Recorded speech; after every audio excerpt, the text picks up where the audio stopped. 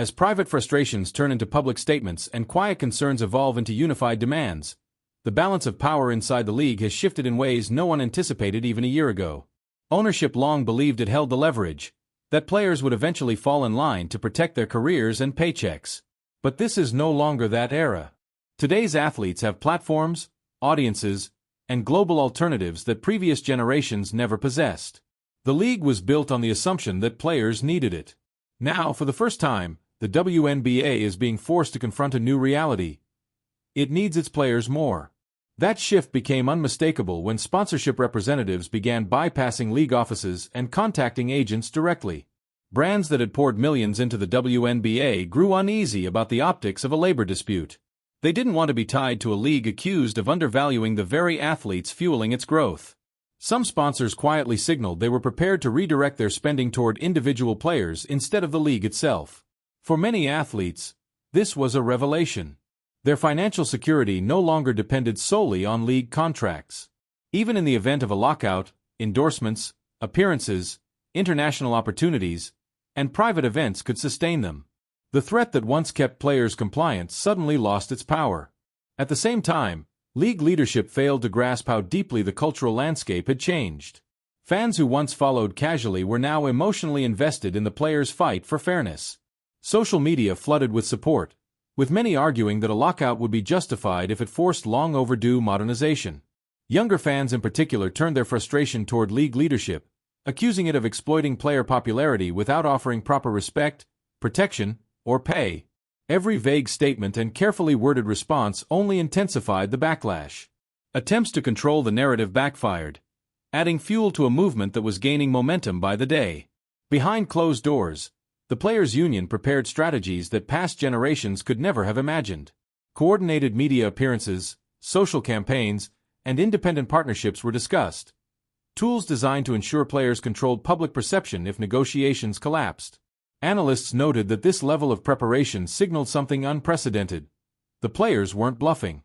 They understood their value, and they were no longer afraid to leverage it.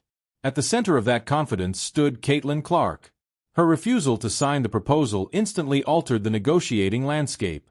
Everyone understood the reality.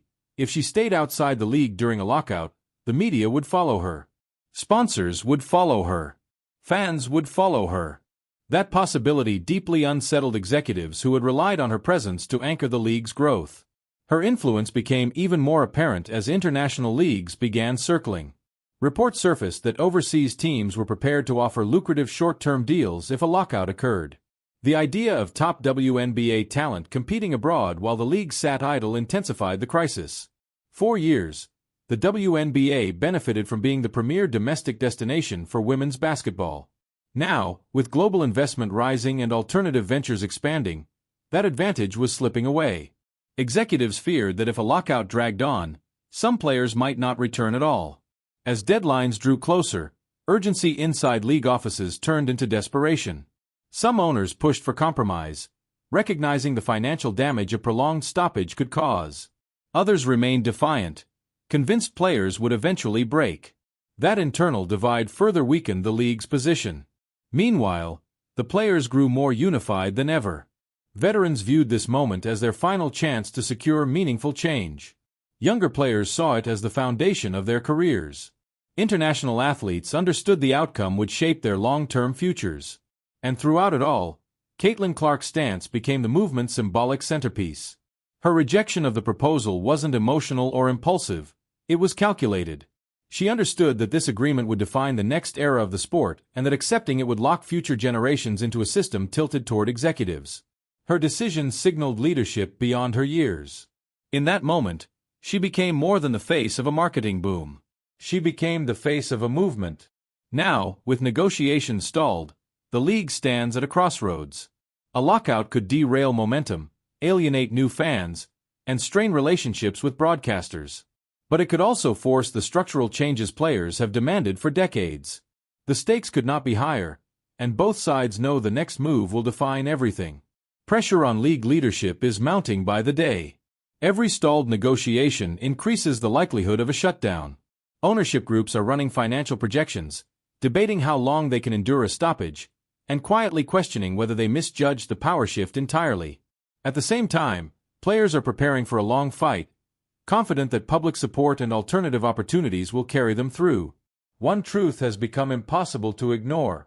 The WNBA can no longer rely on outdated tactics or assume players will settle for symbolic victories. Caitlin Clark's refusal exposed a fundamental reality. The league's future depends on treating players as partners, not assets. If that shift doesn't happen soon, the 2026 season may never begin. What happens next will define the WNBA for decades. Will leadership recognize the value of its athletes and commit to transparency and equity? Or will stubbornness push the league into a damaging standoff that risks undoing everything it has built? Now it's your turn. Should the players hold the line and force real change, even if it means a lockout? Should Caitlin Clark refuse to sign until meaningful demands are met? And how do you think a shutdown would impact the future of women's basketball? Share your thoughts in the comments, because this moment could redefine the sport forever. If you want every update in this historic showdown, like the video, subscribe to the channel, and turn on notifications so you don't miss the next chapter.